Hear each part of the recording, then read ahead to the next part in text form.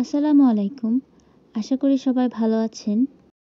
আজকে রান্না করব ভাতের চাল দিয়ে বিরিয়ানি। একদম ঘরোয়া উপকরণে, ঘরে হাতের কাছে যা আছে তাই দিয়ে মজাদার বিরিয়ানি রান্না করব। তো চলুন রান্না করে ফেলি। আমি এখানে তেল দিয়ে নিয়েছি। তেলে পেঁয়াজ কুচি দিয়ে দিলাম। এবার আস্ত গরম মশলা দিয়ে দিয়েছি।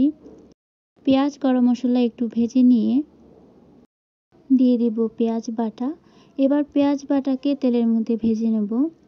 তারপর দিয়ে দিব রসুন বাটা 2 চা চামচ, জিরা বাটা 2 চা চামচ।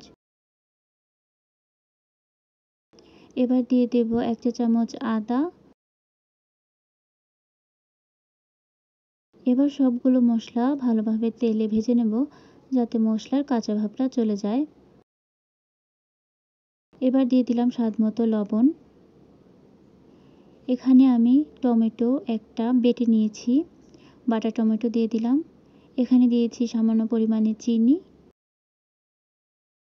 এবার সবগুলো মশলা একটু ভেজে নিয়ে মশলার কাঁচা ভাবটা চলে যাওয়ার পরে মুরগির মাংসগুলো দিয়ে দিব।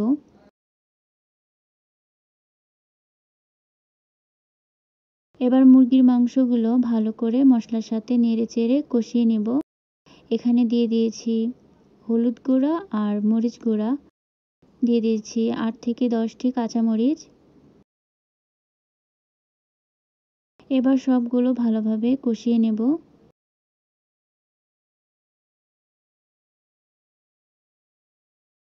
এখন দিয়ে দিব কেটে রাখা আলু। আলুগুলো ভালো করে নেড়ে-চেড়ে আলু আর মুরগির মাংস কষিয়ে নেব। এখানে দিয়ে দিয়েছি 1 কাপ দুধ। এবার সবকিছু একসাথে ভালোভাবে নাড়িয়ে চাড়িয়ে মাংসটা রান্না করে নেব। এই তো মাংসটা হয়ে এসেছে, আলুগুলো সিদ্ধ হয়ে এসেছে। এবার বিরিয়ানির জন্য ভাতের চালগুলো দিয়ে দিব। ভাতের চালটা একটু ভালোভাবে নেড়েচেড়ে ভেজে নিয়ে পানি দিয়ে দিব পরিমাণ মতো, যতটুকু পানি সিদ্ধ হতে লাগবে চালগুলো। ঢেকে দিয়ে বলক উঠে আসলে আবার একটু নেড়েচেড়ে দিব। আবার ঢেকে দিয়ে দমে দিয়ে দিব। এরপর আবার কিছুক্ষণ পরে যখন পানিটা একটু শুকিয়ে আসবে আবার নেড়েচেড়ে উল্টে পাল্টে দিতে হবে। এই পর্যায়ে চুলার আঁচটা লো রাখতে হবে যাতে নিচে লেগে পুড়ে না যায়।